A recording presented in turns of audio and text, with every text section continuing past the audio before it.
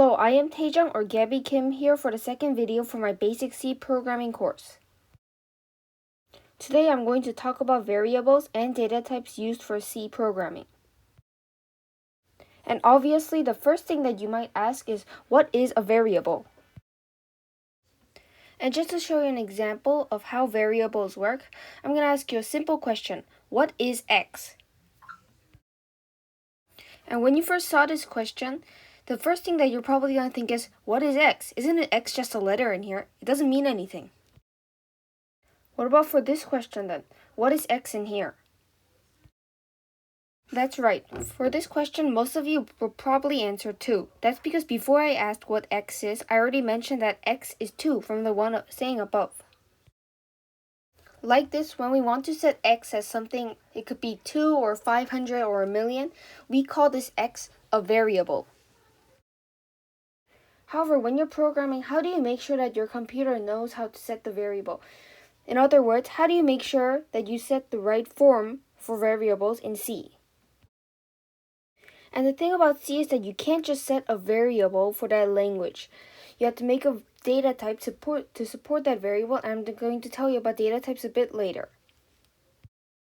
So now that you probably know all about variables, the next question you're probably going to ask is, what are data types? So the first data type I'm going to tell you about is integers, probably one of the most commonly used ones. So what exactly are integers in first? Well, integers are whole numbers, which means that fractions and decimals are not included. For example, we would call positive whole numbers like 1, 3, 6, a million as integers, and also for negative whole numbers like -5 or -100. However, we wouldn't call these red numbers as integers because they are either fractions or decimals.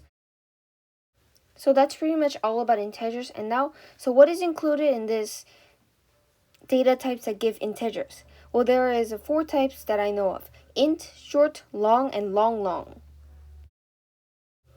And while seeing this, you're probably going to be like, int, short, long, what are all the differences and when can I use each of them for what? Well, before I move on to what exactly are differences between them, let me just tell you one thing.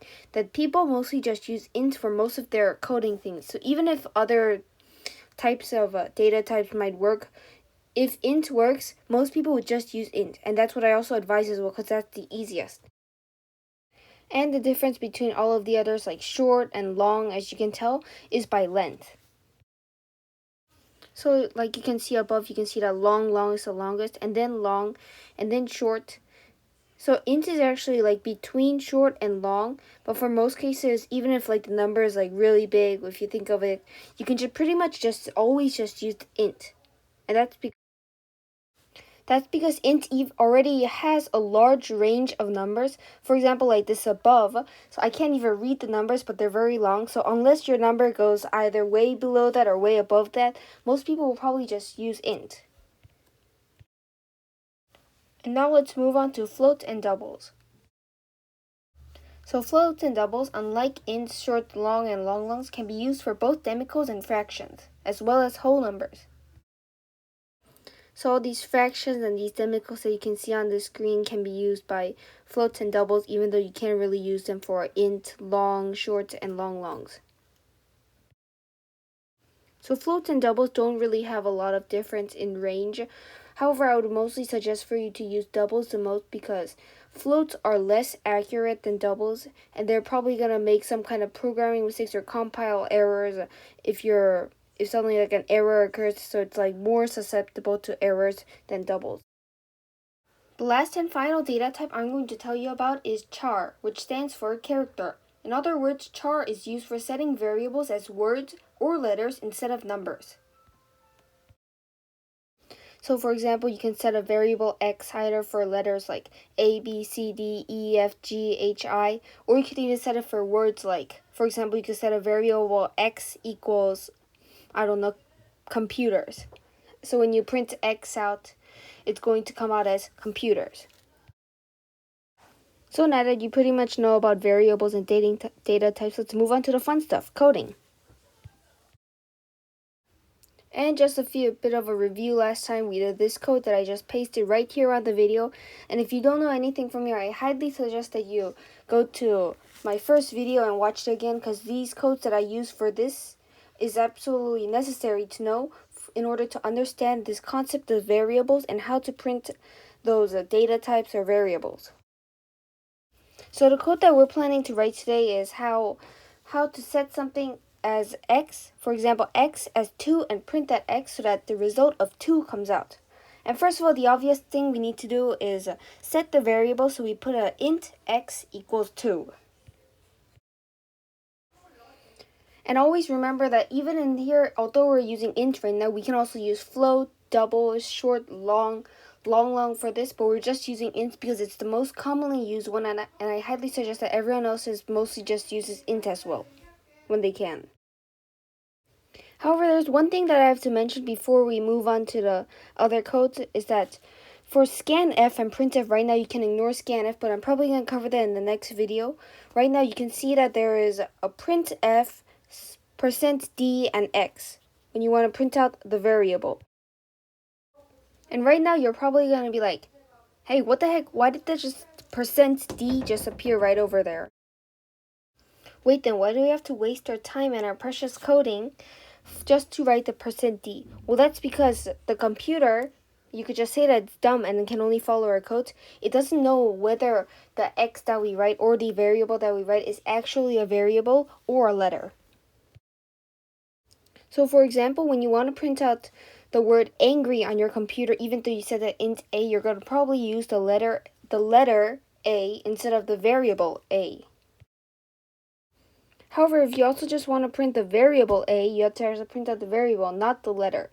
So the thing is that you need to be able to tell the computer the difference between the letter a or the variable a. However, not all data types have a %d as their suggesting that they're a variable thing. For example, a float has %f, and I just put a picture of all the different data types and what type of those symbols that they use. So it would be good if you really memorize this, because this really helps for fast coding.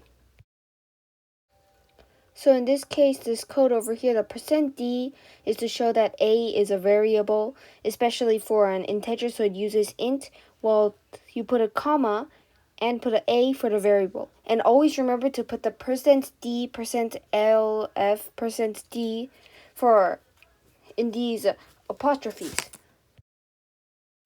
So if I want to set a code for a equals 500, so that I can print 500 when just putting in a, I would first write int a, semicolon, and then a equals 500, which means that I first set the variable. And then after that, we do what we just did before, writing the %d in double apostrophes, then writing a, and what comes out as the result then? And obviously that answer is 500. And those of you using CodeUp to write your codes, I put a CodeUp photo above of what I did. And I also put the result above, and it says 500, which means that the code is right. And before we move on, we're going to do a short quiz about what we did today. So for the first question, just put what's wrong for this blank, and for the second, put what you think the result is going to be. So there's about like 10 to 11 waiting time for each question, so just solve the question until then, and good luck.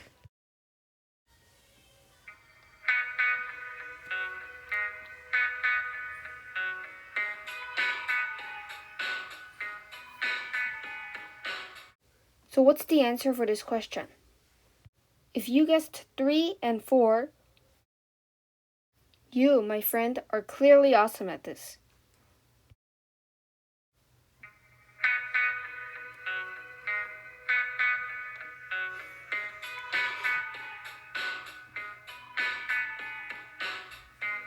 So what's the answer for this question? If your answer was 31072, you are sadly wrong, because the actual answer is error. And the reason for that is not because of any data types or variable wrong things, but actually because next to int a, you can see that there's no semicolon. And just like I emphasized, you absolutely need a semicolon or the code won't work at all. And that's pretty much the end of the quizzes. Anyway, if you want to support me, you can always just like or subscribe because that brings all the support to me, and I'm very happy for everyone who subscribed so far. Thank you for listening to this course today. If you have any questions or errors that you want to tell me, you can always just contact me through these email and Instagram accounts here.